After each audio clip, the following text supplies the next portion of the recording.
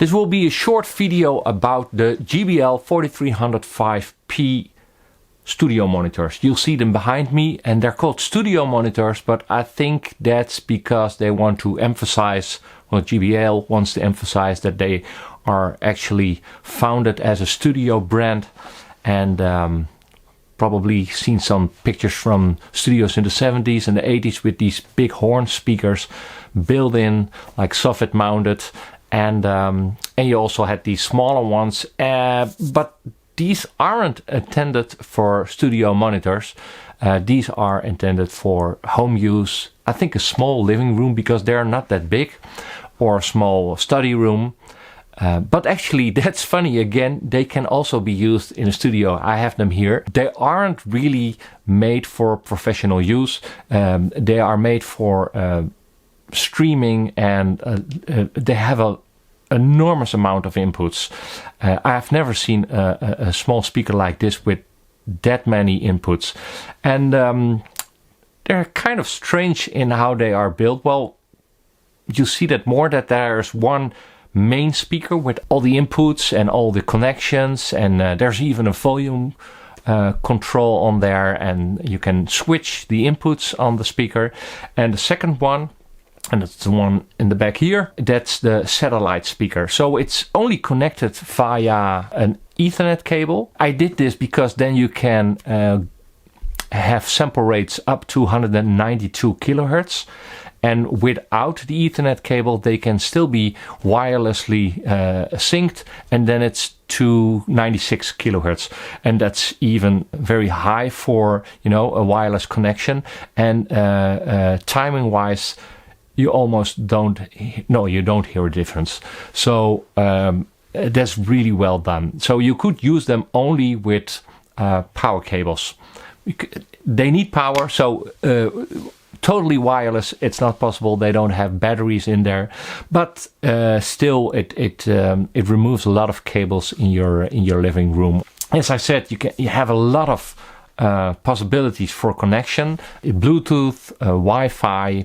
You can even use them with Roon Labs, so you can have them. It's a Roon endpoint.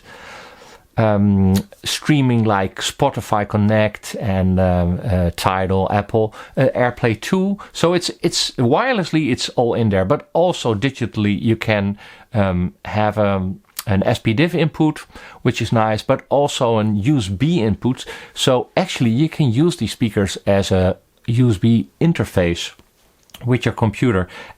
So again, that's also interesting to use in a studio. So you don't need any other interface. It's just connecting this to your laptop via USB and selecting in your DAW the digital output to the JBL.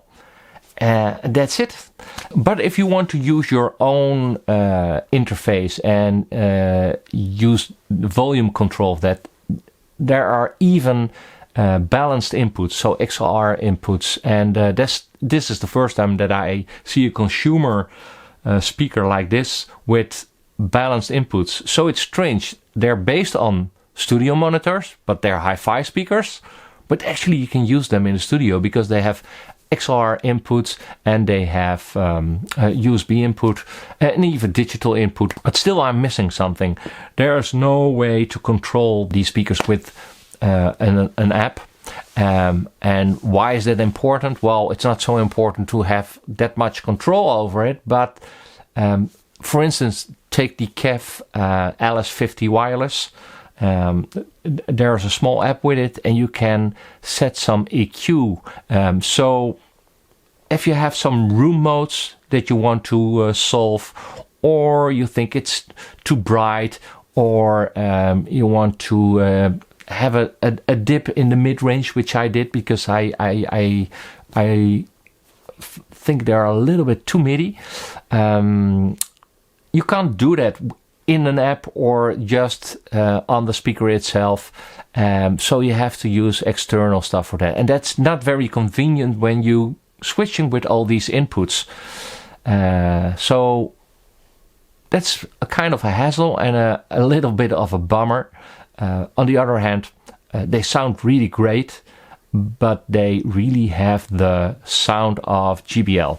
And what do I mean with that? Well, of course there are horns over there with the waveguides, but it doesn't sound that that squeaky sound. It's really well. These are the new SDI waveguides, so the top end is really smooth, and the soundstage and the imaging is really wide and open. So I even use these ones on axis.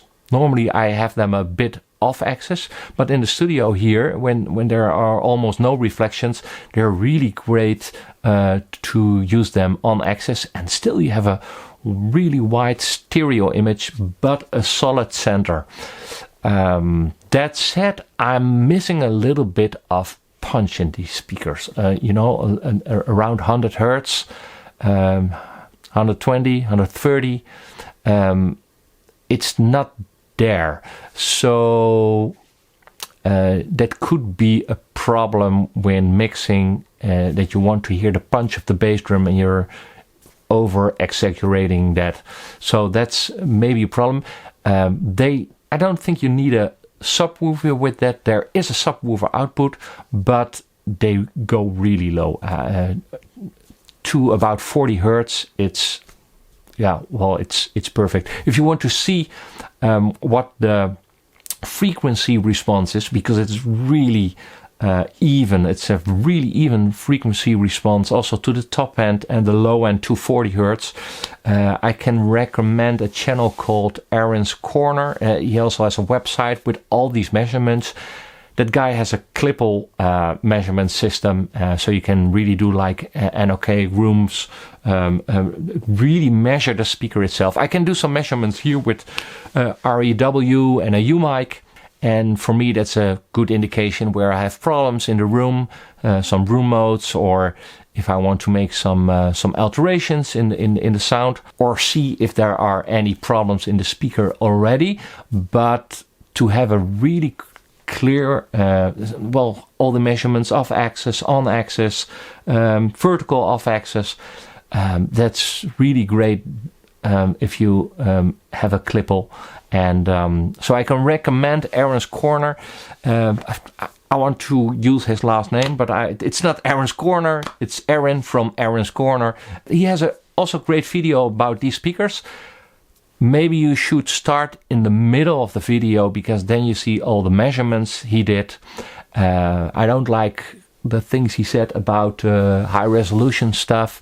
I don't agree with him. So maybe you should skip that, because it's not really based on actual facts. He is confusing some stuff about content and sample rate.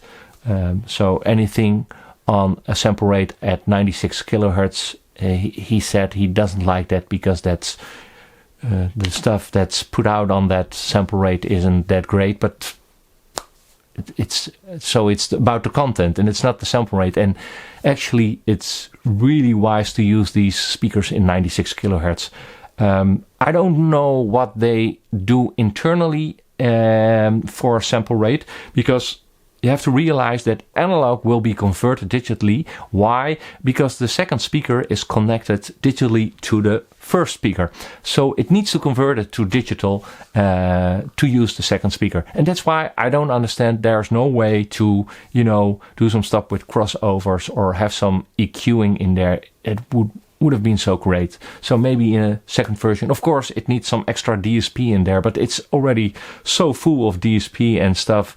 I can't imagine there's no space for some EQing in there and doing some corrections yourself. There is a switch, although, on the back for if you have it really for boundary, reflections, you have it really against the wall or maybe in a corner, you can bring it down like 3 dB. That's okay, but that's not enough. So, all in all, it's a speaker you can use really well at home, in a room as one centerpiece, and connect everything you want to that. Even it has an optical in, so you connect your TV with it. but also you can use it in the studio. But you have to like the sound. It's totally different than the KEF LS50, which is much fuller and I think a little bit more to my taste, but it doesn't have the low end as you have with these ones. They go really low and they have a nice solid bass. There are no resonances in the cabinet and even in the front firing bass ports. So all in all, I could say this is really, I think they're about 2,200 euros. I think that's well spent. You have to like the design of course, but with these grills I have on them, it's okay.